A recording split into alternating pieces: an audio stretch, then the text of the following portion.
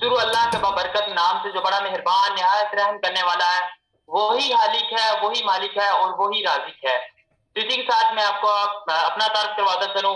मेरा नाम आजाद अहमद है और पाकिस्तान के निहायत ही खूबसूरत इलाके सरगोदा से ताल्लुक रखता हूं। और आज पाकिस्तान के नंबर 1 प्लेटफॉर्म इकोनेक्ट के e next project education of next generation में एज अ को-होस्ट प्राइज अंजाम दे रहा हूं। तो इसी के साथ में आप तमाम लोगों को वेलकम कहता हूं जो मीटिंग को ज्वाइन कर चुके हैं। उन तमाम मेंबर्स को वेलकम कहता हूं और आप तमाम लोगों से रिक्वेस्ट करता हूं कि अपने ग्रुपों में जल्दी से जल्दी रिमाइंडर मैसेज कर दें कि हम लोग लाइव हो चुके हैं और जल्दी से जल्दी सेशन को अटेंड करें और इस सेशन से फायदा उठा सकें। तो सेशन के हवाले से अगर बात की जाए तो आज का सेशन बहुत ही इंपॉर्टेंट होने वाला है, क्योंकि बेसिकली जब हम लर्निंग नहीं करते, हम सीखते नहीं है तो कुछ आगे कर भी नहीं पाते। जैसे कि अगर हम पूरा साल पढ़ते ही नहीं, ठीक है, तो पेपरों के दिन हम पास कैसे होंगे, कैसे पेपर देंगे? तो इसके लिए बेसिकली हमें जरूरत है लर्निंग के लिए, कुछ सीखना होता है। जब हमारे पास नॉलेज होता है तो जाहिर सी बात है हम पेपर दे के अच्छे से उसे पास भी कर सकते हैं और उसमें अच्छे नंबर भी ले सकते हैं।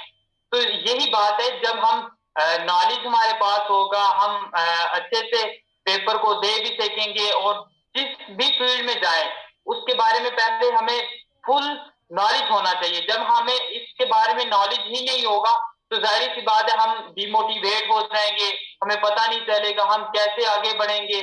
तो ये चीजें हमें बिल्कुल फेस करना पड़ेगी, जिसकी वजह से हम बिल्कुल हिम्मत हार के बैठ जाएंगे, ठीक है। तो इसीलिए हमारी कंपनी ने बहुत ही जबरदस्त ये सेशन रखा है, जिसमें एक बहुत ही बड़ी जबरदस्त पर्सनैलिटी कंपनी के सीईओ जो आपको इस सेशन की तरफ से इस कंपनी की तरफ से आपको गाइड करेंगे ताकि आप लोग इस कंपनी को जान सके, इसकी जो बेसिक चीजें हैं वो जान सके, किस तरह आपने काम करना है। ये सारी जो चीजें हैं वो हमारे सीईओ सर इब्राहिम खिलजी साहब जो आपको इस सेशन में बताएंगे ताकि आप लोग आगे बढ़ सकें और अपने फ्यूचर को सिक्योर कर सकें, अपने फ्यूचर को ब्राइट बना सकें। तो इसीलिए हमारे सेशन के हवाले से हमारे कुछ रूल्स एंड रेगुलेशन हैं जिनको आप फॉलो करके सेशन को खूबसूरत भी बना सकते हैं और इस सेशन को बिल्कुल सही से समझ सकते हैं। तो फर्स्ट ऑफ ऑल अगर बात की जाए, आपने ऐसी जगह का इंतखाब करना है जहां शोर वगैरह ना हो, नेट का प्रॉब्लम ना हो।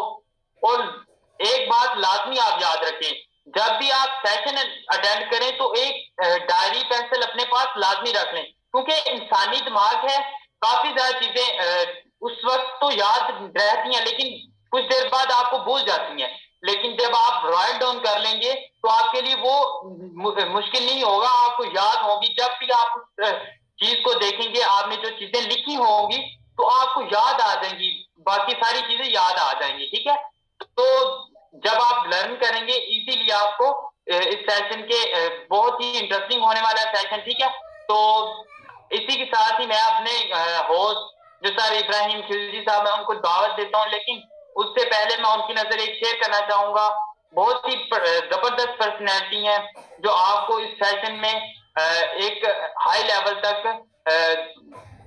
नॉलेज गेन करेंगे अपने। और मेरे बहुत ही फेवरेट, बहुत ही क्लास, बहुत ही उम्दा किस्म के जो अल्फाज है वो इस्तेमाल करते हैं, जो बिल्कुल आपको सिंपल अल्फाजों में गाइड करेंगे ताकि आप लोग भी अच्छे से इस सेशन को अटेंड कर सकें और अच्छे से समझ सकें, ठीक है।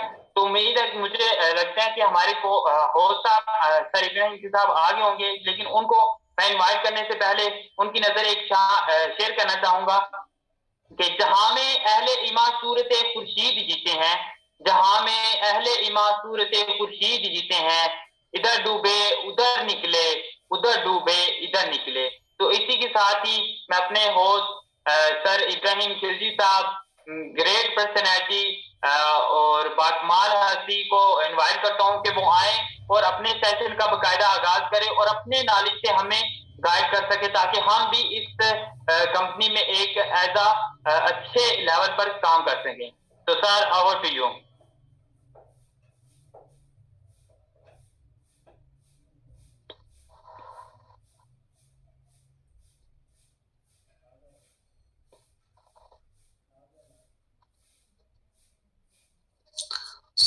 आपका माइक का अनम्यूट करेगा।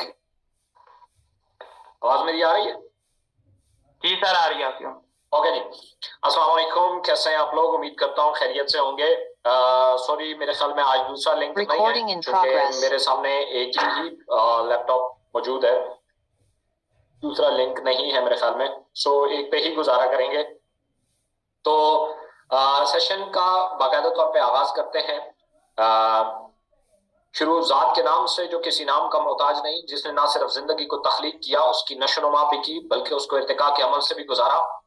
आज का ये जो सेशन है ये मेरा फेवरेट टॉपिक में से एक टॉपिक है। बिजनेस के लिए बहुत जरूरी है, बट बिजनेस से बढ़ के अखलाकियात के लिए बहुत जबरदस्त जो है वो ये टॉपिक है। और सबसे बड़ी बात ये होती है कि बिजनेस हमेशा अखलाकियात को फॉलो करता है। हम कभी भी किसी खास बिजनेस या ब्रांड की बात करें तो उसमें कुछ ऐसा होता है जो बड़ा कमाल होता है। और जैसे हम किसी होटल की बात करें, हम पीसी की बात कर लेते हैं, तो पीसी में नो डाउट जब हम उसका जायका जो है, उसका जो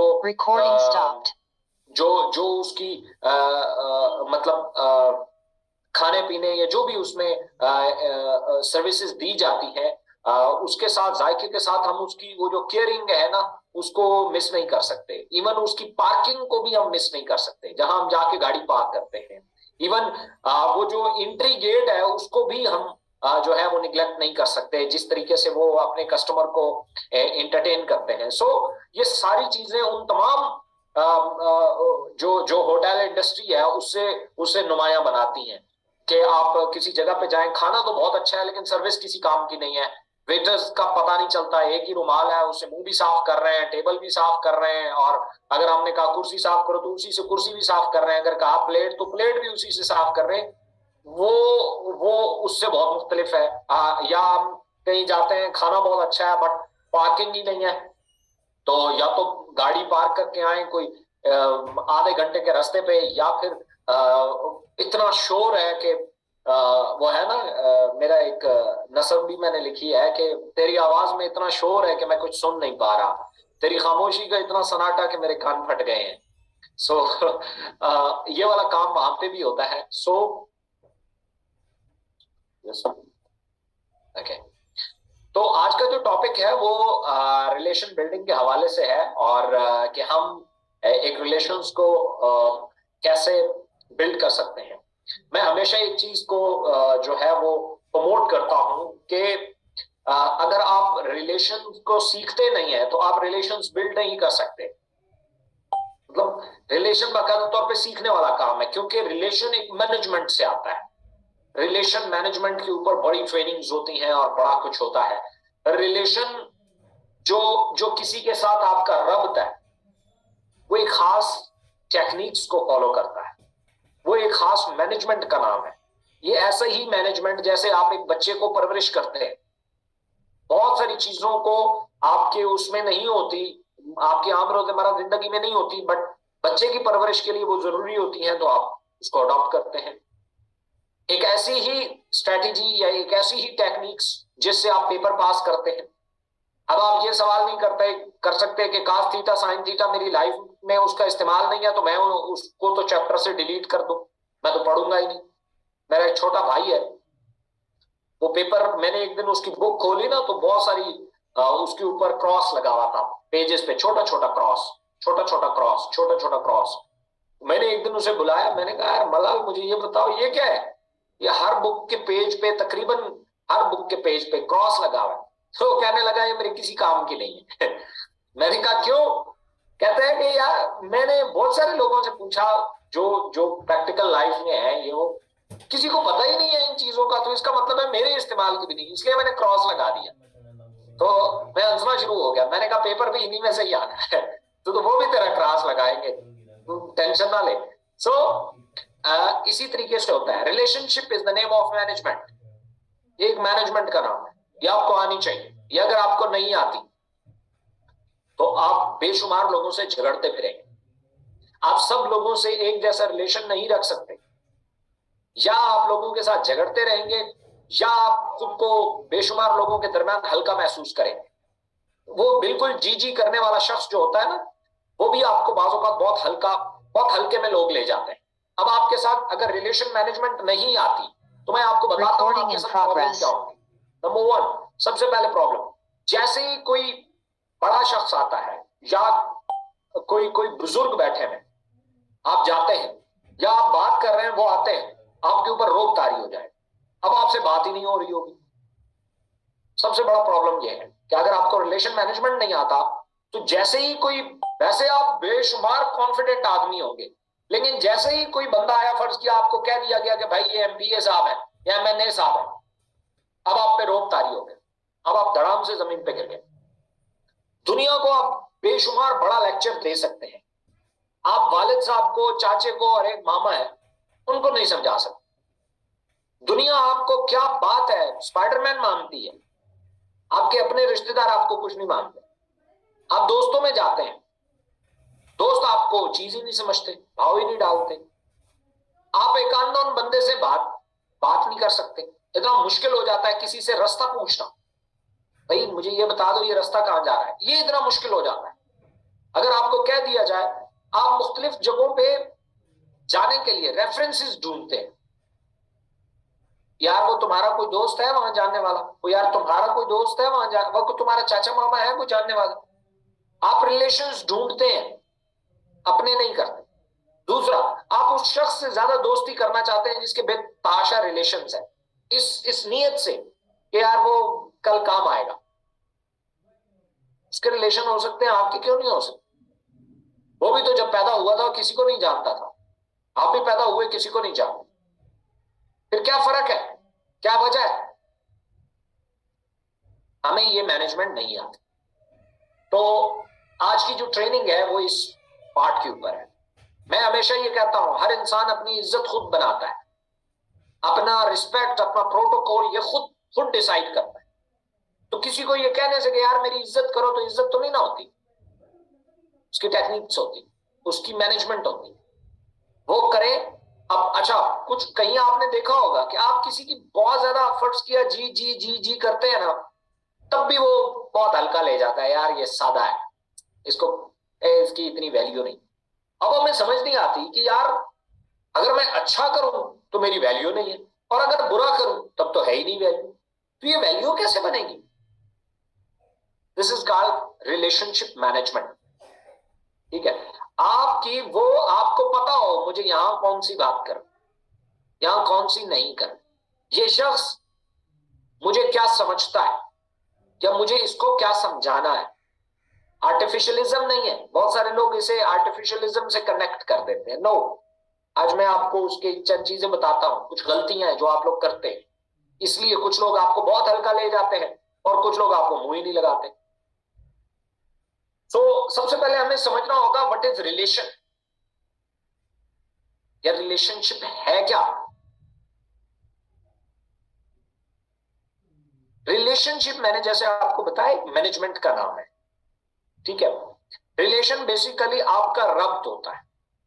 रब्त ये किसी शख्स से भी हो सकता है, किसी जानवरों से भी हो सकता है, किसी कीड़े मकोड़े से भी हो सकता है, किसी पौधे से भी हो सकता है, दरख्त से भी हो सकता है, इवन ऐसी चीजों से भी रब्त हो सकता है जो नजर नहीं आती। ये एक रब्त का नाम। हर वो चीज जिसका एहसास किसी दूसरे चीज को ट्रांसफर किया जा सके या उसका लिया जा सके, दिस इज कॉल्ड रिलेशन। ये एक रब्त है। ठीक है, सलात भी इसके माने हैं अरबिक में, जिसको आप नमाज कहते हैं। नमाज बेसिकली एक रब्त का नाम है, इट्स अ कनेक्शन, इट्स एक जिसको आप बोले कि एक इंफ्रास्ट्रक्चर जिसमें हर चीज दूसरे से कनेक्टेड है। ये जो नमाज कायम करो, बेसिकली रब्त कायम करने की बात हो, एक कनेक्ट हो, आपने कहीं कनेक्ट होना है, कहीं कोई ऐसी सुपर पावर जहां आपने दिन में 5 दफा कनेक्ट होना है, रिलेशन बनाना है। अरबिक में इसके बेसिकली सलात के मानी है। तो रिलेशन जो है ना, आम रोजमर्रा जिंदगी में 2 नेगेटिविटी और 2 पॉजिटिविटी की बेस पे बनता है। नेगेटिविटी में आती है ग्रीड, सबसे पहले लालच की बेस पे हम किसी से रिलेशन बनाते हैं। लालच की बेस पे हमें उससे कोई लालच होता है, या फियर, खौफ, या हमारी लालच होती है या हमारा खौफ होता है, या हम किसी से डरते हैं तो उससे रिलेशन बना लेते हैं, दोस्त बन जाएगा तो डर खत्म हो जाएगा इससे, या फिर क्या होता है, हमारी कोई लालच होती है, हम कुछ हासिल करना चाहते हैं। इन दो बेस पर रिलेशन बना, और सबसे कमजोर रिलेशन ये, सबसे कमजोर रिलेशन, इन दो को जिस चीज से काउंटर किया जा सकता है वो विजन और ड्रीम है। आप अगर किसी के साथ दोस्ती इस बेस पे करते हैं कि, जैसे मैं आपको एक एग्जांपल देता हूं, आपके स्कूल्स में, बाज़ औक़ात के कॉलेज में, यूनिवर्सिटी में ऐसे दोस्त बन जाते हैं जो आपके दिमागी तौर पे हमांग होते हैं। आपने देखा वो भाइयों से भी आगे निकला। इसी तरीके से आप अपने रिश्तेदारों में देखते हैं, कुछ कजन हमें बहुत प्यारे होते हैं और कुछ जहर लग रहे होते हैं, क्योंकि जिस नजर से हम देख रहे हैं ना, वो उस नजर में गड़बड़ है, तभी कोई अच्छा कोई बुरा लग रहा है। और कुछ होते हैं ड्रीम्स बेस पे बनते हैं रिलेशंस। आपका कोई ख्वाब होता है, जैसे मैं आपको बताता हूं, आपका एक ख्वाब है कि अपने इलाके में आपने एक वेलफेयर ट्रस्ट बनाना है। अब आपको वहां पे बेहतरीन लोग चाहिए। अब आप कोशिश करेंगे कि मैं मुख्तलिफ लोगों से मिलूं, क्योंकि आपको वहां ख्वाब पूरा होता हुआ नजर आ रहा है। नए नए रिलेशंस बनाते हैं, ठीक है। बाद औक़ात कुछ लोगों का ये ड्रीम होता है, बाज़ औक़ात कुछ लोगों का ये ड्रीम होता है कि मैं यहां स्कूल बनाऊं, मैं लोगों को एजुकेट करूं। फिर आप लोगों से बात करना शुरू करते हैं, आप कम्युनिकेट करना शुरू करते हैं, ठीक है। तो रिलेशन बेसिकली इन बेसिस के ऊपर जो है, ये चार, दो नेगेटिव है, दो पॉजिटिव है, इनकी बेस पे बनता है। पॉजिटिविटी की बेस पे जो रिलेशन होता है ये लॉन्ग लास्टिंग होता है। इसमें अगर फर्ज किया ये दोनों चीजें खत्म भी हो जाएं तब भी कायम रहता है। मतलब आपने किसी बंदे के साथ दोस्ती की कि यार वेलफेयर में ये बंदा अच्छा है, बोलता अच्छा है, तो जैसे मैं बोलता हूं वो भी वो अच्छा बोलता है, तो वो भी लोगों को इसके बारे में बताएगा। आपने उसके साथ दोस्ती यारी बना ली। कॉन्सेप्ट है इसका पीछे। हुसैन साहब आए होंगे, उनको आप बिठाए, उन्हें चाय शाय पिलाएं। मेरा बस ये सेशन है, तो मैं जैसे ही कंप्लीट करता हूँ ना, ओके। तो इसलिए वो अगर फर्ज किया वो नहीं भी करता ना, आपके काम नहीं भी आता, तब भी आपका रिलेशन बाकी रहता है। बट जो फियर और ग्रीड से, जिससे आपने खौफ की वजह से रिलेशन बनाया, वो जैसे ही खौफ टूटा, खौफ खत्म हो गया, आपका दिल भी नहीं करेगा उसे बुलाने। और जिससे लालच की बेस पे बनाया, जैसे ही लालच खत्म, कहानी खत्म। ये सबसे कच्चे धागे हैं, कमजोर धागे जिसे कहते हैं, ओके। उसके बाद रिलेशन की बेशुमार टाइप्स भी होती है। जैसे आपका सोशल रिलेशन होता है, आपका बिजनेस रिलेशन होता है, आपके साथ फैमिली टर्म्स होते हैं। अब जाहिर है आप वालिदा साहिबा के साथ जो आपका रिलेशन है, जो भाई के साथ है, जो वालिद साहब के साथ है, जो जो एक कनेक्शन, रिलेशन, जो कनेक्शन है, वो जब भी एहसास की बेस पे है तो वो एक्चुअल में रिलेशन। अदरवाइज रिलेशन नाम के अगर मैं सम अप करूं ना एक लफ्ज में, कि भाई एक लफ्ज से मुझे बताएं कि ये जो ताल्लुक होता है, ये जो रिलेशन होता है, ये किस, इसका एक नुक्ता बताएं। एक नुक्ता एहसास है। माँ और बेटे के दरमियान खत्म हो जाए तो एक कनेक्शन खत्म, भाई भाई के दरमियान ये एहसास का रिश्ता खत्म, तो कहानी खत्म, दोस्त दोस्त के दरमियान ये रिलेशन खत्म, तो कहानी खत्म, सब कहानियां खत्म।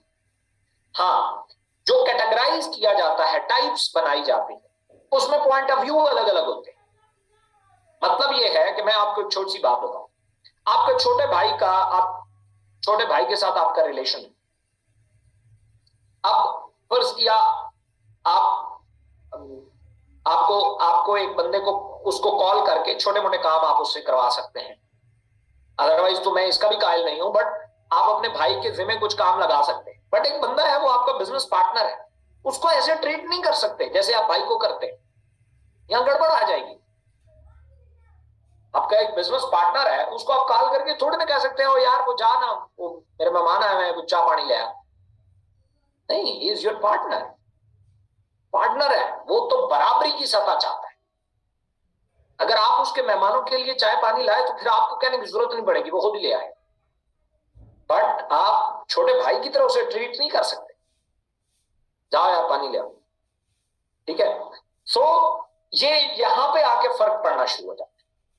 इसी तरीके से जो काम हम भाई को बोल सकते हैं हम वाले साहब को नहीं बोल सकते। लेकिन इन तमाम चीजों में एहसास नंबर 1 पे रहता है। उस एहसास की बेस पे हम चीजों को कैटेगराइज करते हैं और उनके छोटे छोटे हल निकालते हैं। मैंने हमेशा ये कहा है कि इन चीजों को समझने के लिए ना आपको मुशाहिदे से गुजरना पड़ता है। अब चीजों पे गौर करें, डीप, आपको चीजें समझना आना। देखिए, इंसानों के साथ ट्रीट करने के लिए मैं एक ही बात बताता हूं, मैं हमेशा कहता हूं गौर से बस सुनो, आपको पता चल जाएगा कि ये बंदे के साथ अगर मेरे बिगड़ेगी तो कैसे बिगड़ेगी, बनेगी तो कैसे बनेगी। एक नॉर्मल आदमी अगर बिल्कुल खामोशी से कुछ लोगों को सुनना शुरू कर दे, वो उनके बारे में जानना शुरू कर। हमारा मसला क्या है, हम सुनते ही नहीं है। कोई बंदा अगर गुस्से में बोल रहा है तो आपको पता होना चाहिए जैसे गुस्से में आपको कुछ समझ नहीं आता, उसको भी कुछ समझ नहीं आ रहा इसलिए वो जो बात कर रहा है वो है ही नहीं, वो कोई और है जो वो बात कर रहा है। इसलिए वो उसका गुस्सा है। गुस्सा एक अलग चीज है और बंदा जो जेन्युइन है वो अलग है, क्योंकि गुस्सा ईगो से आता है। ये तो खन्नास है, ये तो शैतान है, तो उसी का हथियार है। वो आके इसका काम बर्बाद कर देगा, क्योंकि ये वही शख्स है जिसको गुस्सा आता है तो मोबाइल उठा के अपना दीवार पे मार देता है। मोबाइल भी अपना बहुत मुश्किल से पैसे इकट्ठे करके लिया और प्यारा भी बहुत, और फिर उठा के दीवार पे भी मार दिया। ये बंदा ये तो नहीं था, अगर ये होता तो ये अपना नुकसान थोड़ी ना करता। अभी मेरे से अगर ऊंची आवाज में बात कर रहा है तो इसका मतलब है कि ये नहीं है, ये कोई और है, और वो वाकई ही कोई और होता है, ठीक है। सो आपको इन चीजों को कैटेगराइज करके जब आप उसको करेंगे, जैसे चूंकि हमारा बिजनेस रिलेशन है तो बिजनेस रिलेशन में 4-5 कैटेगरियां आती हैं, उसके ऊपर मैं आपको गाइड करता हूं।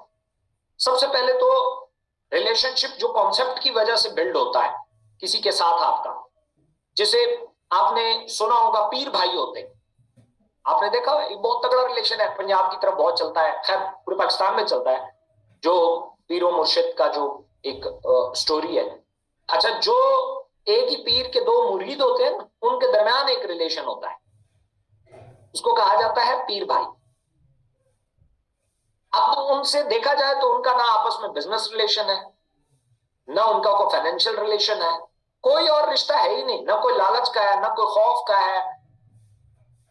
उनके दरमियान और बड़ा मजबूत रिलेशन होता है, वो बड़ा प्रोटोकॉल देते हैं। मेरे एक दोस्त है, वो एक खास टोपी पहनते हैं।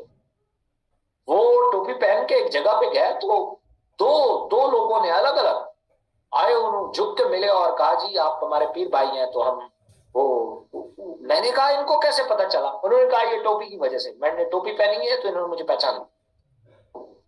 मैंने कहा वाह।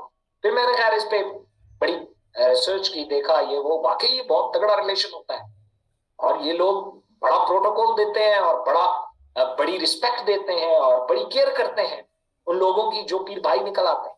ये कॉन्सेप्ट रिलेशन होती है। एक नुक्ता ऐसा है जहां हम सब इकट्ठे हैं, जैसे हमें रसूलुल्लाह ने, उन्होंने हमें इंसानियत के नुक्ते पे इकट्ठा कर दिया। ये तो बाद में खराबियां आई ना कि जी मुसलमान और तो फलाना और तो ये, और रसूलुल्लाह ने इंसानियत के नाम पे हमें इकट्ठा किया। कुरान भी हमें इंसानियत के नाम पे इकट्ठा कर देता है। इससे ऊपर जाए तो फिर तौहीद का कॉन्सेप्ट है, वो कायनात के साथ आप एक पॉइंट पे होते हैं। लेकिन चले वो बहुत बड़ा है, वो शायद बहुत सारे लोगों को समझना आए, लेकिन रसूलुल्लाह ने हमें एक नुक्ते पे इकट्ठा कर दी, इंसानियत के नुक्ते पे इकट्ठा कर दी। तो ये एक जो झंडा होता है ना, जो कॉन्सेप्ट होता है, कंसेप्चुअल, ये जो विजन होता है, उसके ऊपर इकट्ठे होने वाले लोगों का बामी रिलेशन जो कहलाता है, वो कंसेप्चुअल रिलेशन कहलाता है। वो विजन बेस होता है और वो बहुत मजबूत होता है। जैसे मैं आपको एक बात बताऊं, आप कहीं जा रहे हैं, ये हम आम रोजमर्रा जिंदगी में फील करते रहते हैं। आप किसी परदेश शहर गए, वहां आपको एक बंदा मिला, तो आपने कहा कहां से हो? उसने कहा भाई मैं तो फर्ज किया फलां गांव से। वाह, तुम तो मेरे इलाके से हो यार। उसमें कहां से हो? कौन से गांव से हो? मतलब पड़ाव कौन सा है, गांव कौन सा है? अब आपने देखा एक खिंच महसूस हुई, एक रिलेशन, धागा सा महसूस हुआ। अच्छा, आप किसी और शहर गए तो वहां पे आपको एक बंदा मिला सेम शहर,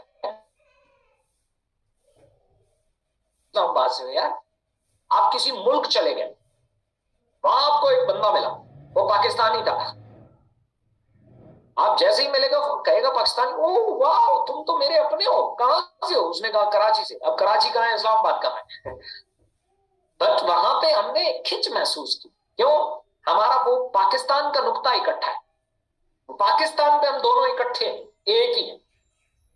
अच्छा, फिर थोड़ा सा ऊपर चले गए, पूरी दुनिया में घूमते रहे आप, लोगों के साथ मुख्तलिफ यहूदी, ईसाई, मतलब हिंदू और सब। वहां आपको एक मुसलमान, ओ अरे वाह तुम मुसलमान भाई हो, क्या बात है, आपने फौरन गले लगाए। कहां से हो? उसने कहा जी मैं तो सूडान से हूं। सूडान का, पाकिस्तान का। बट वो नुक्ता एक आया, मुसलमान प्रॉफिट एक आया, कॉन्सेप्ट एक आया, विजन एक आया, आप इकट्ठे हो गए। आपको अब कहने की जरूरत नहीं है कि यार मेरे साथ दोस्ती ये वो रिलेशन बन गया ऑटोमेटिकली। वो कॉन्सेप्ट विजन पे, जहां आपने भी ट्रेवल करके विजन पे पहुंचे, वो भी विजन पे पहुंचा, आप दोनों के दरमियान रिलेशन हो। ये बहुत ताकतवर होता है, बहुत ताकतवर। हाँ, हमारे पठानों में बहुत पाया जाता है। आपने सुना होगा कि कोई अफसर है, उसको कोई और सिफारिश कर रहा है, शायद इतनी नहीं चलती है, पठान रेडी वाला पख्तो बोलेगा, कहानी बदल गई। हम पख्तूनवाली जिसे कहते हैं, पख्तून कौम, हम इस कौम के ऊपर फिर इकट्ठे हो जाते हैं। तो आज मैं पॉइंट, ये बहुत सारे लोगों में होता है, ये कोई नई बात मैं नहीं कर रहा, आप लोगों को पता है। सो हम जब इस प्लेटफॉर्म से बात कर रहे हैं इनेक्स, हम इकोनेक्स के विजन के ऊपर सारे एक है। जैसे ही कोई बात करेगा पाकिस्तान में एंटरप्रेन्योर्स पैदा करने की, तो हम सब इकट्ठे, हम सब एक है। अब उसके लिए जो भी सूरत नजर आएगी, हम उसके लिए कोशिश करें, क्योंकि हमारा विजन बहुत क्लियर कट है। हमें लोगों को जगह जगह सीढ़ियां ड्रॉप करने से बचाना है। बचाना क्या है? हमने एक प्लेटफॉर्म प्रोवाइड करना है, हमें उनके लिए अपॉर्चुनिटीज क्रिएट करनी। उससे पहले ये रिलेशन 5 हिस्सों में डिवाइड होता है। इन 5 हिस्सों को आपने समझना है अलग अलग। नंबर 1, सबसे पहले आता है आपका टीम के साथ क्या रिलेशन होता है, या आप टीम के साथ अपने रिलेशन को बेटर कैसे कर सकते हैं। आप जब एक टीम लीडर बने, आपको नहीं पता, हम फर्ज किया इकोनेक्स में हम काम कर रहे हैं, या फर्ज किया कि इंडस्ट्री में काम कर रहे हैं, जैसे ही हमें कोई नेटवर्कर मिलता है, अभी तो बच्चों के हमारा मुआशरा इतना करप्ट हो चुका है, तो उसको कंपटीटर की निगाह से देखना शुरू कर देते हैं। नो नीड, आप उसे इंडस्ट्री पे देखो, यार देखो ये भी उसी इंडस्ट्री का है, मैं भी उसी इंडस्ट्री का हूं, उसके साथ रिलेशन बनाओ, बिगाड़ो मत। कंपटीटर बाद में है, वो कंपटीटर है। जितनी लड़ाइयां हमारे पठानों में होती हैं विद इन पठान, आप सोच भी नहीं सकते, लेकिन जैसे ही पठानों से बाहर की बात होती है तो हम इकट्ठे हो जाते हैं। इसी तरह हम पाकिस्तानियों में आपस में कितने सूबे लड़ते रहते हैं, बाहर के लिए होते हैं तो हम इकट्ठे हो जाते हैं। सो अंदर चीजें चलती रहती हैं, डजंट मैटर।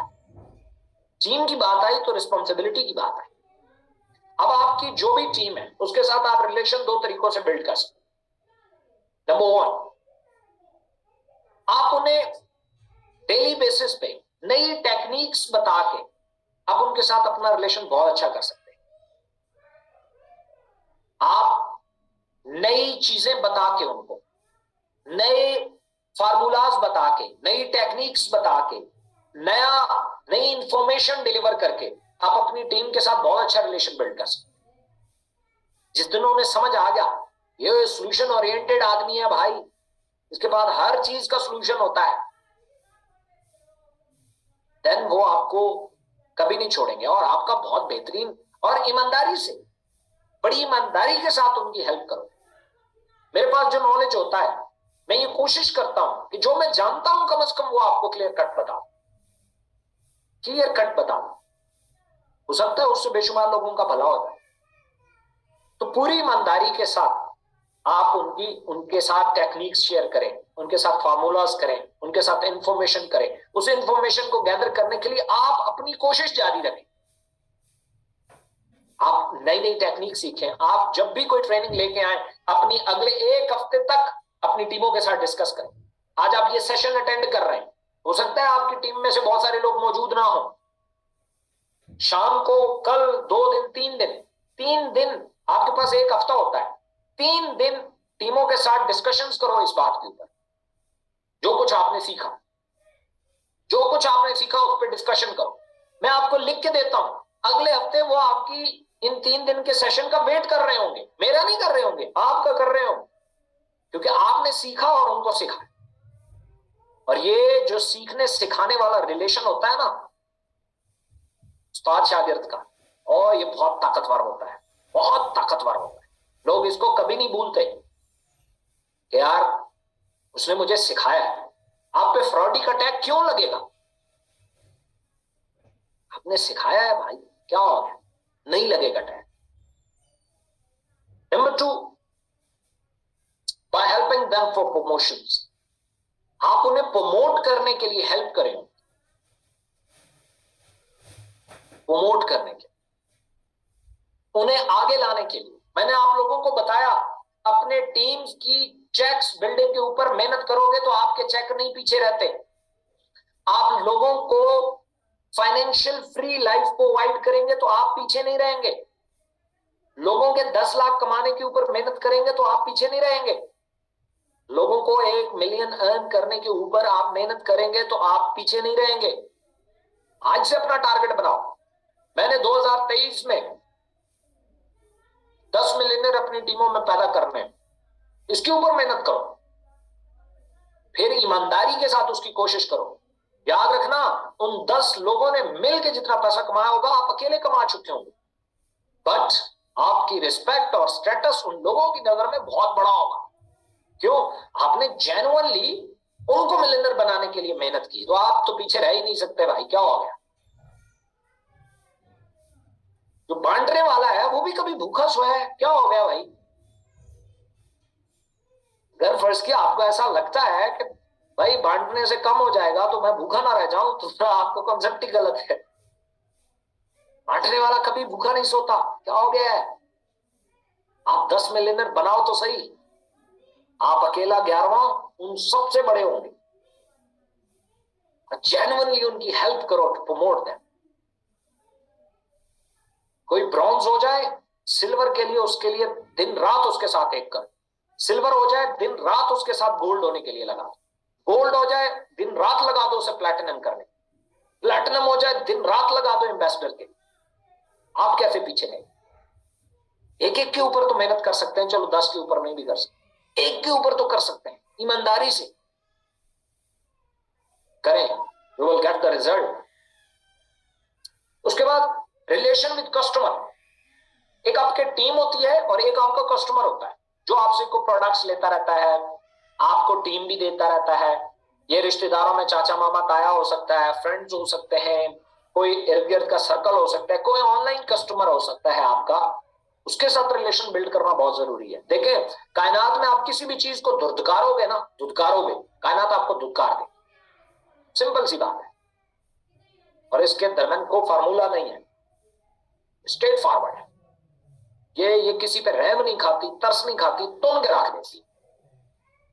इसलिए इसके कुरान में अल्लाह ताला ने फरमाया मेरी सरहदों के करीब भी मत भटक, मेरी हुदूद के करीब भी मत भटक। हुदूद के करीब भी मत जाना भाई, एक लिमिट्स है, तो फॉर्मूला है, तो फॉर्मूले को क्रॉस मत करो, ठीक है। सो कस्टमर, कुछ लोग चीज बेच के कमीशन खा के ऐसे जाते हैं जैसे कभी इसको देखा ही नहीं, क्या कर रहे हो, इससे आप ब्रांड कैसे बनोगे। ब्रांड सिर्फ प्रोडक्ट तो नहीं होता, एक इंसान भी ब्रांड होता है, एक इंसान भी ब्रांड होता है, उसका नाम जुड़ता है किसी चीज के साथ, चीज चल जाती है।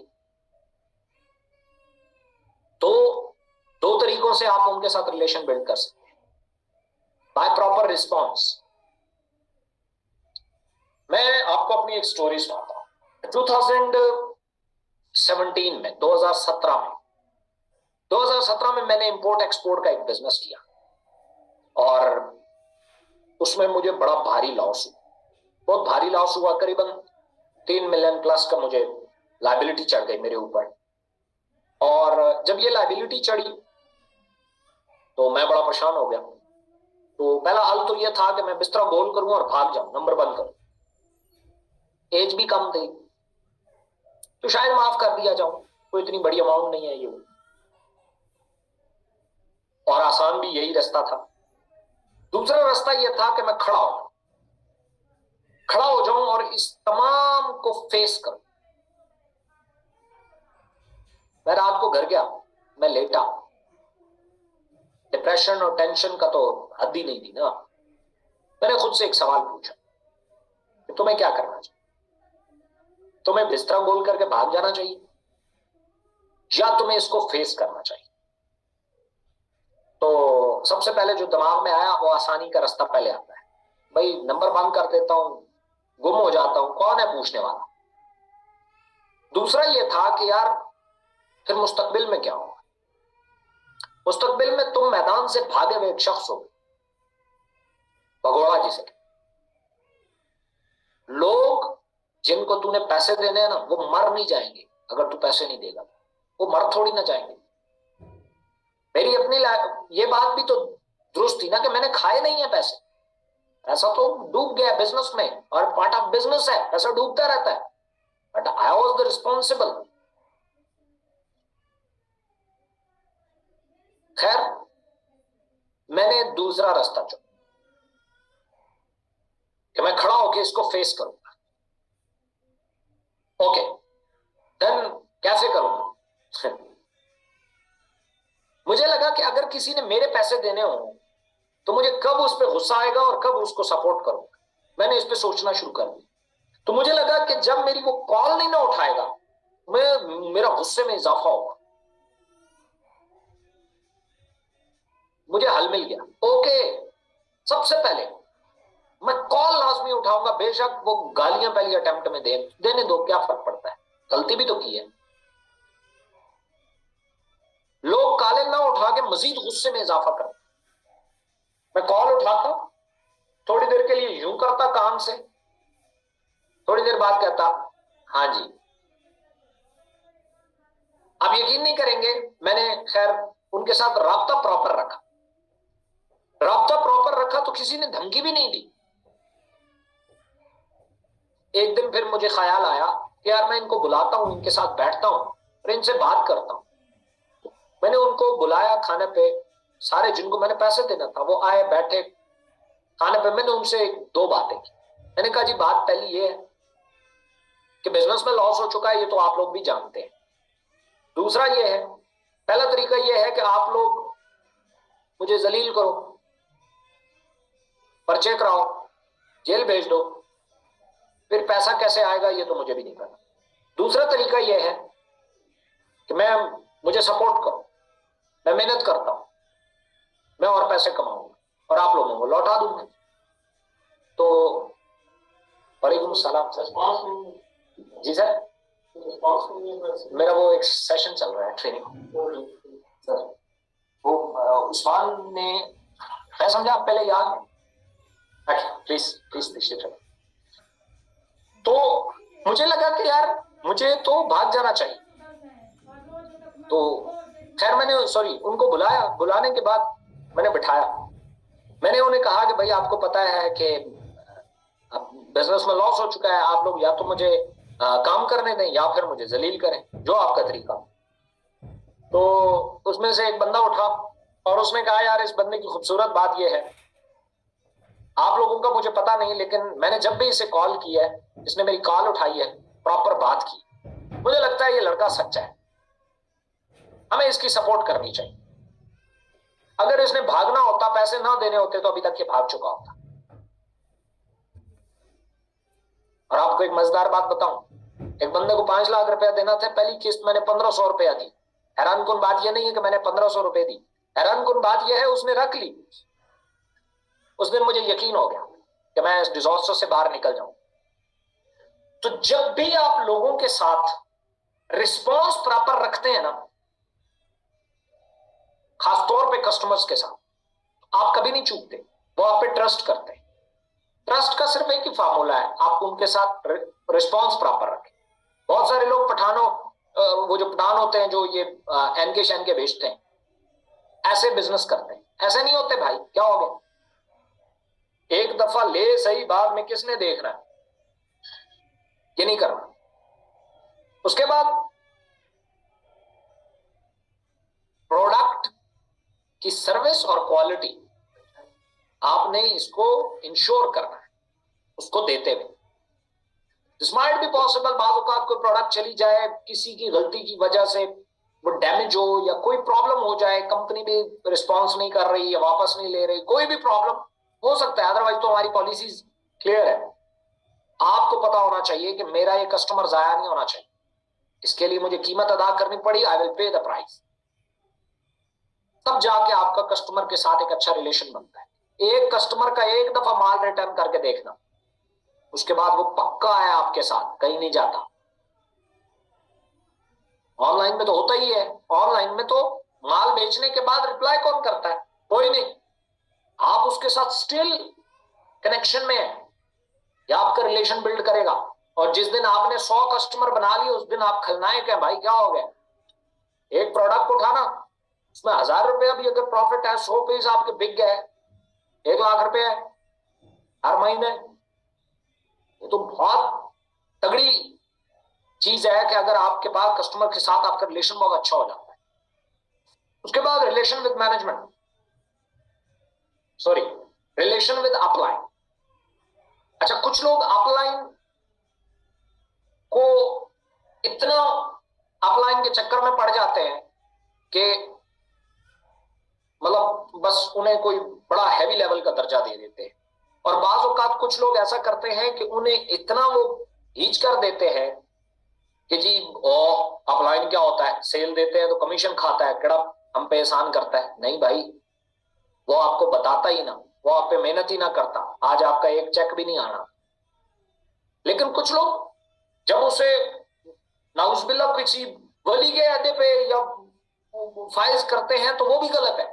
जैसे मैं आपको एक बात बताता हूँ, तो सर मैंने वो अपने मुझे मैसेज आते हैं, ओ सर मेरा वो अपलाइन रिस्पॉन्स नहीं कर रहा, तो इसलिए मैंने आपको मैसेज किया। मैंने कहा वेरी गुड, अपलाइन क्यों नहीं सर, वो बिजी है, कंपनी का मालिक वेला बैठा है उसका तो मसला ही कोई नहीं, तो अपलाइन बिजी है। तो मैं कहता हूँ अच्छा ठीक है, मुझे बताओ आपका अपलाइन कौन है, मैं उनसे बात करता हूँ, वो आपको रिस्पॉन्स करे और आपकी हेल्प करे। नहीं नहीं नहीं नहीं सर, मेरा नाम नहीं बताना, मेरा नाम नहीं बताना। What do you mean? आप गपशप कर रहे हैं, आप एक बिजनेस कर रहे हैं, आप कर क्या रहे हैं, ये समझ नहीं आता। आपके ऊपर लाजमी और मंजूम है कि आप उसकी रिस्पेक्ट करें एज इट इज, जैसे अपनी टीम की करते हैं। हाँ, वो आपके काम कुछ अपलाइन है, जाहिर है मैं हूं, ये हमारे नेटवर्क में होता रहता है, उनको नहीं पता होता, वो अपनी टीम को हथियार के तौर पे इस्तेमाल करते हैं, वो भी गलत है, वो भी नहीं होना चाहिए। वहां पे फिर आपको अपना अच्छा भला पता होना चाहिए, लेकिन रिस्पेक्ट का दामन कभी हाथ से नहीं छूटना चाहिए। देखें, आप अगर अपने अपलाइन की रिस्पेक्ट नहीं करेंगे, टीमों से कैसे एक्सपेक्ट करते हैं कि वो आपकी रिस्पेक्ट करेंगे? सवाल ही पैदा नहीं होता। ये तो देने और लेने वाला बिजनेस है, इज्जत देंगे इज्जत मिलेगी, देंगे नहीं मिलेगी कहां से? हमारे कुछ लोग हैं, मैं उन्हें देखता हूं, वो इस शर्त पे इज्जत कमाना चाहते हैं कि हम इज्जत नहीं देंगे। कैसे मिलेगी भाई? वो इज्जत इंसान के हाथ में किधर है? इसलिए आप अपने अपलाइन से दो तरीकों से आप अच्छा रिलेशन बिल्ड कर सकते हैं। देखिए, अगर कोई शख्स अपनी अपलाइन का चहीता है तो बहुत बड़ी बात है यार, क्या हो गया, इससे तो और ज्यादा आपको हेल्प मिलेगी। आप 2 अपलाइन को जानते हैं, आप 4 को क्यों नहीं जानते? आप 8 को क्यों नहीं जानते? आप 16 को क्यों नहीं जानते? आप 16 के चहीते हुए एक एक स्पिल ओवर मिला हमारे सिस्टम में, तो स्पिल ओवर है 16 स्पिल ओवर आपकी एक डाउन में आ जाएंगे। ऐसे क्यों नहीं सोचते? अपलाइन के साथ आप 2 तरीकों से रिलेशन बिल्ड कर सकते। तो पहला तो यह है कि आप उनसे मशवरा लिया, मशवरे में शामिल किया करें हमेशा। क्यों? उनको थोड़ा सा टाइम ज्यादा हुआ। ये मैं नहीं कह रहा कि उनके मशवरे पे लाजमी और मलजूम आप मेहनत करें, वो करें, क्योंकि आप 10 अपलाइनों से अगर फर्ज किया आप मशवरा लेते हैं तो 10 डिफरेंट जवाब आएंगे। अगर 10 डिफरेंट जवाब आते हैं आप तो कंफ्यूज हो जाएंगे, मैं किसकी मानूं किसकी ना मानूं। इसलिए आपको एक तो चीज समझने में आसानी होगी, दूसरा उसके साथ वो भी कहेगा यार मशवरा मांगता है, मुझे ईमानदारी के साथ मशवरा देना चाहिए। ये ऐसा ही है जैसे आपसे आपकी टीम में मशवरा मांगना शुरू कर दे, कितनी ईमानदारी के साथ आप पेश करना चाहेंगे? यस ऑफ कोर्स, बहुत ईमानदारी के साथ। दूसरा है रिस्पेक्ट एंड प्रोटोकॉल। मैंने आपको कहा एक डेजिग्नेशन जो होती है उसका एक प्रोटोकॉल होता है, उसको वो प्रोटोकॉल दें। अगर सीनियर या अपलाइन आपका आता है महफिल में तो आप सीट छोड़ें उसकी, इज योर अपलाइन। ये एथिक्स आप नहीं सीखेंगे, आपकी टीम नहीं सीखेगी। आप अपने उस्ताद के लिए खड़े होंगे तो आपके शागिर्द आपके लिए भी खड़े होंगे। ये तो गिव एंड टेक है। आप उसे रिस्पेक्ट देंगे, आप उसे प्रोटोकॉल देंगे, आप अपने अपलाइन के चहीते हो जाएंगे। कौन सी बड़ी बात है? बस ये सारी बातें आप जानते हैं, मुझे पता है, मैं बेवकूफ आदमी हूं, मैं वही रिपीट कर रहा हूं। उसके बाद रिलेशन विद मैनेजमेंट। मैनेजमेंट के साथ आपका रिलेशन बहुत अच्छा होना चाहिए। इसको भी आप 2 तरीकों से ही बेहतर कर सकते हैं। मैनेजमेंट चूंकि एक पॉलिसीज के बाउंड्री में होती, वो पॉलिसी से बाहर नहीं जा सकती। जैसे एक बैंक मैनेजर है, वो आपका चेक संडे को कैश नहीं कर सकता, बेशक आपका सगा भाई है। वो इस बात पे कभी नाराज मत होना उनसे, भाई मैं तो तेरा दोस्त हूं, मैं तो तेरा भाई हूं, मेरा तो चेक कैश करना, संडे है तो क्या हो गया, संडे को सूरज नहीं चढ़ता क्या? वो कि पॉलिसी के अंदर बेचारा फंसा हुआ है, क्या करे? पॉलिसी है संडे को बैंक बंद होगा, चेक कैश नहीं होगा, कोई ट्रांजैक्शन नहीं होगी, आपका कैसे कैश कर दो? अब उस बेस पे हम रिलेशन खराब कर देते। मैनेजमेंट पॉलिसियों में फंसी होती, वो उसके गिर्द खिलाफ होता है। तो उनके साथ भी 2 तरीकों से आप अपना रिलेशन बेहतर कर सकते। Number 1, by following policies. Policies के अंदर रह के उनसे बात करें। अक्सर लोग कहते हैं मुझे मैनेजमेंट मुझे रिप्लाई नहीं कर रही। मैंने कहा जी क्यों नहीं कर रही? और मैंने कब से व्हाट्सएप पे मैसेज, तो भाई आपको पता होना चाहिए कि व्हाट्सएप पे अगर वो मैसेज रिप्लाई कर देते हैं, कोई आपका मसला हल कर देते हैं, उनकी जर्र नवाजिश है, अदरवाइज उन्हें ऑफिस में तो अलाउ ही नहीं है। ऑफिस में तो आपको लैंडलाइन के थ्रू आना पड़ेगा। दूसरा, मैनेजमेंट को कभी भी, आप लोग नेटवर्कर्स हैं, एक चीज अंदर भरी जाती है जो कि बहुत गलत होती है कि जी वो जॉब वाले को नीचा दिखाते हैं। कभी मत दिखाओ किसी को भी। ये लोग मैनेजमेंट नहीं करेंगे तो ये कंपनी कैसे चलेगी? ये स्टाफ अगर यहां नहीं बैठेगा, जॉब नहीं करेंगे तो ये कंपनी कैसे चलेगी? आप लोगों के चेक कौन देगा? आप लोगों की प्रोडक्ट कौन मैनेज करेगा? आप लोगों के रिटर्न्स को कौन देखेगा? ऑर्डर्स को कौन देखेगा? इनको कौन देखेगा? इसलिए इनको नीचा नहीं दिखाना। नीचे तो खैर किसी को भी मत दिखाना, चाहे वो आपके सिस्टम में आ रहा है या नहीं आ रहा। मैं मना करता हूं हमेशा, लोगों को ऐसे स्टेटस मत लगाओ जिससे आपका कमाया गया पैसा ऐसा लगे जैसे लोगों के लिए अजियत बन गया है वो ऐसा कभी नहीं करना। तो पॉलिसीज को फॉलो करके आप जो है उसको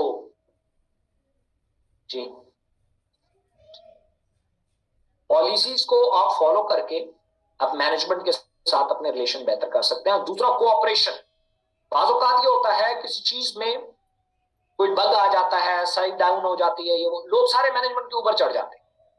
वहां उन्हें कोऑपरेशन की जरूरत होती है, आपको कोऑपरेट करना पड़ता है, आप लोगों को अपनी टीमें संभालनी पड़ती जो है, आप लोगों को उनका जवाब खुद देना पड़ता है। इसलिए इन चीजों के ऊपर आप ये चीजें करके आप मैनेजमेंट के साथ बहुत अच्छा रिलेशन बना सकते हैं। बहुत सारे लोग यहाँ डिस्कस होते हैं, यार वो बहुत अच्छा लीडर है, वो बहुत अच्छा लीडर है, वो बहुत, यहाँ डिस्कस होते हैं आप लोग। उसके बाद relation with nature, I love it. आपका कायनात के साथ जो रब्त है ना, वो अगर ठीक तरीके से कायम हो गया, सब कहानी बदल जाएगी, सब कुछ बदल जाएगा। कायनात को अपनी सपोर्ट में खड़ा करने के लिए इसको कैसे कर सकते हैं सब,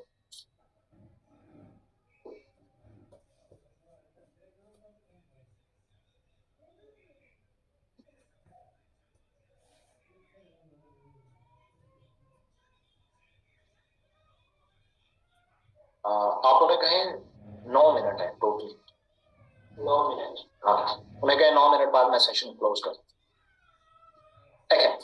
सो नेचर के साथ जो आपका रिलेशन है, इसको मैं अक्सर मेरे स्टेटस लगते रहते हैं, बहुत सारे लोग देखते रहते हैं, उसमें लिखा होता है जीरो माइंड। तो जीरो माइंड मतलब आप अगर थॉटलेस प्रोसेस में जा सकते हैं तो आपका रिलेशन बिल्ड हो जाता है कायनात के साथ। दूसरा, इसका आसान फार्मूला, जो ठीक है वो करने की आदत डालो,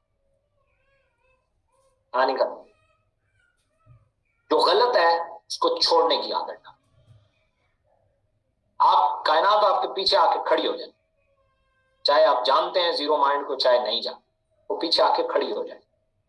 जीरो माइंड तो बेसिकली एक टेक्निक है ना, एक मश्क है जिसको हम करते हैं, उसके बाद कहानी चेंज होना शुरू होती है। हम लॉन्ग टर्म रिलेशन कैसे बना सकते हैं, क्योंकि ये टॉपिक बहुत बड़ा है, इसके ऊपर अगर 10 सेशन भी हो तो शायद कम है। लॉन्ग टर्म रिलेशन बनाने के लिए मैंने आपको कहा ना, एहसास को कभी हाथ से मत छूटने पाए। जो एहसास होता है आपका किसी भी चीज को लेके, वो हाथ से नहीं छूटना चाहिए। आपको ये पता होना चाहिए मैं जिससे बात कर रहा हूं उसके अंदर अगर गुस्सा चल रहा है तो खैर है, मुझे इग्नोर कर रहा है, ठीक है। आपको मैं हमेशा ये कहता हूं, टीमें जो आपकी डायरेक्ट है उनके साथ इतना रिलेशन होना चाहिए कि आपको पूछना ना पड़े, भाई आजकल तुम काम क्यों नहीं कर रहे। आपको पता होना चाहिए क्या प्रॉब्लम है, आपको पता होना चाहिए क्या इश्यू चल रहा है उसका। एहसास ही सब कुछ है। आपको कितना अच्छा लगता है कि आप किसी को बताए बगैर वो आपका एहसास कर ले और आपको बुलाए, यार इधर आओ, मुझे लगता है तुम आजकल फंसे हुए, सो ये कुछ पैसे रखो, या चलो ये वाली हेल्प मैं तुम्हारी कर देता हूँ, या कोई इशू नहीं यार, इसमें परेशान होने वाली कौन सी बात है, होता रहता है भाई, प्रॉब्लम क्या है। मेरे एक दोस्त हैं, जब एससीसीपी का केस बना तो मैं उनके पास गया, मैंने उन्हें बताया, बहुत बड़ी टेंशन थी कि भाई एक इदारा आया है और इदारे को हम फर्स्ट टाइम फेस कर रहे हैं, हमने इससे पहले तो नहीं किया कभी, तो अब क्या करें। मैं उनके पास गया, उन्होंने कहानी शुरू ही यहां से, हाँ तुझे पता है जहीरुद्दीन बाबर ने कितनी जंगें लड़ी, जंगजू क्या होता है तुझे पता है। जंगजू जब एक मैदान जंग में होता है ना, जब वो हार रहा होता है ना, तब भी वो जंगजू ही होता है। बाज़ औक़ात आपका खौफ आपको ये दिखाता है कि अल्लाह लश्कर बहुत बड़ा है, लेकिन जंगजू जो होता है ना, वो अपनी सलाहियत से ये देख लेता है, ये लश्कर नहीं बड़ा, ये लाशें बड़ी हैं, बेशुमार लाशें हैं, ये लश्कर कहाँ है, क्योंकि उसे अपनी सलाहियत पे यकीन होता है। तो जिस इब्राहिम खिलजी को मैं जानता हूं, वो निकाल लेगा इकोनेक्स को भी इस भंवर से और खुद को भी। सो इसके बाद और क्या चाहिए भाई, और क्या चाहिए, इतना बड़ा हौसला कैसे मिल जाता है, मिल जाता है। इसलिए एहसास को कभी एहसास दोनों, अपलाइन का, डाउनलाइन का, लेफ्ट का, राइट का, पड़ोसी का, रिश्तेदार का, ये वो, अगर कोई बंदा जेलसी में आपको बातें सुना भी रहा है तो चुप करके सुन लो ना, क्या मसला है, क्या फर्क पड़ता है। जब हम गेम बिगाड़ते कहां से? जब जवाब देना शुरू करते हैं। आपके वालिद साहब है, वो आपको कह रहे हैं चुप करके मेरी बात सुन, तू नहीं जानता तो चुप करके सुन लो ना, क्या मसला है? आपका चाचा मामा है, वो कहता हो ऐसा मैंने बहुत कुछ किया है, ये सब फ्रॉड होता है, ये होता है, वो होता है, चुप करके सुन लो, क्या मसला क्या है इसमें? मैं आज इससे पहले एक ट्रेनिंग कर रहा था, उसमें मैंने बताया कि भाई मैंने जब सर्फ साबुन बेचा करता था रोडों पे, तो मैंने ऐसी ऐसी गालियां सुनी है कि आज अगर फर्ज किया तो मुझे छोटी मोटी गाली देना, फ्राडी फ्रूडी ये वो, नजर ही नहीं आती, समझ ही नहीं आती। इससे बड़ी गालियां मैंने डायरेक्टली सुनी नहीं है, सामने बंदा खड़ा मुंह पे गाली दे रहा, क्योंकि हम तो सेल्स करते थे और रोडों के ऊपर करते थे, दुकानों पे जा जाके सर्फ साबुन बेचा करते थे। क्या फर्क पड़ता है? आप नहीं, कभी कोई बेचारा दुकानदार बीवी से लड़के आया होता था, वो किसी की शादी नहीं हो रही होती थी, किसी का कोई मसला, किसी से उधार, किसी का बिल आया होता था, ये वो, वहां जाके हम कहते थे ला ला, वो उसने सुनानी है ना सुना ले, चुप करके सुन लो, अगली दफा फिर माल ले लेता था। क्या फर्क पड़ता है? आपको जिस दिन ये नजर आ गया कि आपको दी जाने वाली जो रिजेक्शन है, उसको आपने, वो रिजेक्शन उस बेचारे की किस दर्द से आ रही है, तो आपको उस पर तरस आएगा। रसूलुल्लाह को जब सल्लल्लाहु अलैहि वसल्लम जब उनको पत्थर पड़े ताइफ में, तो तरस क्यों आया? क्योंकि वो ये जानते थे कि कहां से इनके अंदर से इतनी शिद्दत और नफरत आ रही है, इसलिए तरस। बेचारे तो मजबूर हैं इस नफरत के सामने। इसलिए आपको कोई रिजेक्शन दे, अंडरस्टैंड करो, यार हो सकता है इसके साथ कभी धोखा हुआ हो सकता है इसका कोई पैसा लेके भाग गया हो, उसकी बेस पे ही तो ये फ्रॉडी बोल रहा है, तो बोलने दो ना, क्या इशू है? चुप करके सुन लो, एक दफा नॉक करो, दूसरी दफा करो, तीसरी दफा करो। इसलिए ये एहसास जो होता है, या आपके लोगों के साथ रिलेशन बिल्ड कर, 2 दफा कोई सुनाएगा, तीसरी दफा आप ना सुन, 2 दफा भी ना सुनाना, तीसरी दफा आपको सुनाने की जरूरत ही नहीं पड़ेगी, वो आपका हो चुका हो। मैं हमेशा कहता हूं, बिजनेस में पैसे कमा लोगे, पैसे आ जाएंगे, लोग कमाने की आदत है। जिस दिन लोग कमा लिए ना, उस दिन दुनिया कमा लो। Thank you so much. Time हो गया है, मेरी इसके बाद एक बहुत इंपॉर्टेंट मीटिंग है, सो इसलिए thank you so much guys. बहुत अच्छा लगा आप लोगों से गुफ्तगू करके, इंशाल्लाह नेक्स्ट वीक मुलाकात हो। Thank you ji sir, thank you so much, thank